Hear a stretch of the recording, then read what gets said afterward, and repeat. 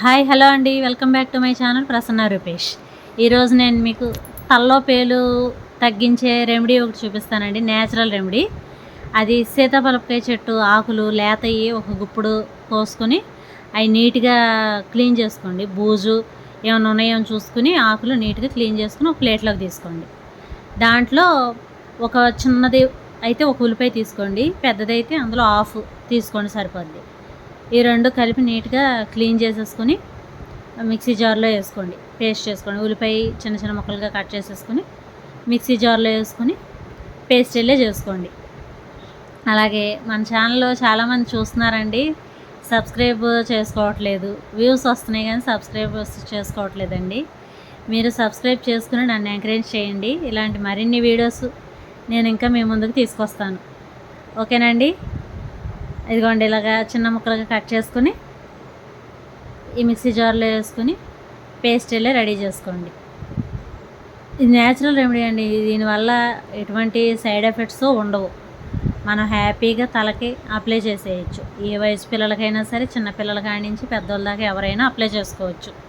ఇదిగోండి, ఇలా తలకి నీట్గా ఒక్కొక్క పాయ తీసుకుంటూ నీట్గా తలంతా పట్టించేయండి. బాగా పట్టించేసి పైకి క్లిప్ పెట్టేసేయండి.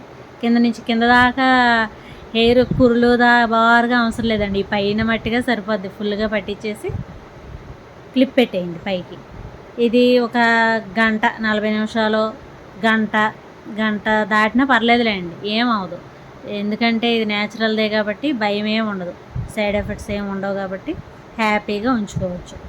తర్వాత గోరువెచ్చటి నీళ్ళతో మీరు ఏ హెయిర్ షాంపూ యూజ్ చేస్తారో ఆ హెయిర్ షాంపూతో నీట్గా హెడ్ బాత్ చేపించేసేయండి.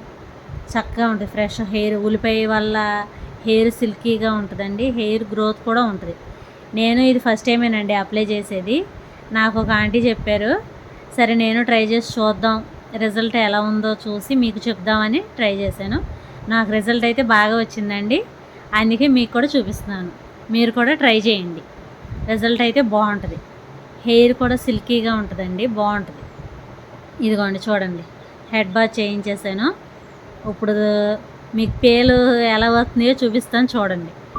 వాళ్ళ డాడీ దూకుతున్నారండి, చూడండి. ఇదిగోండి ఎలా కింద పడిపోతున్నాయో చూడండి. అయిగోండి, అవన్నీ పేలేనండి. ఇంకా నైట్ అయింది కదండి, క్లారిటీగా మీకు చూపించబడి మీరు జూమ్ చేసుకొని చూడండి, అందులో కనబడతాయి అన్నీ పేలు. అసలు దూకుతుంటే రాలిపోతున్నాయి. బాగుందండి, బాగానే నాకు యూజ్ అయింది. ఇలా వీక్లీ వన్స్ ట్రై చేయండి, నిదానంగా పేలు అయితే తగ్గుతాయండి. నాకు నమ్మకం వచ్చింది. మీకు కూడా నచ్చితే ఈ వీడియో ఎవరికైనా యూజ్ అవుతుందని మీకు అనిపిస్తే షేర్ చేయండి. మీరు సబ్స్క్రైబ్ చేసుకోండి, లైక్ చేసి కామెంట్ చేయండి.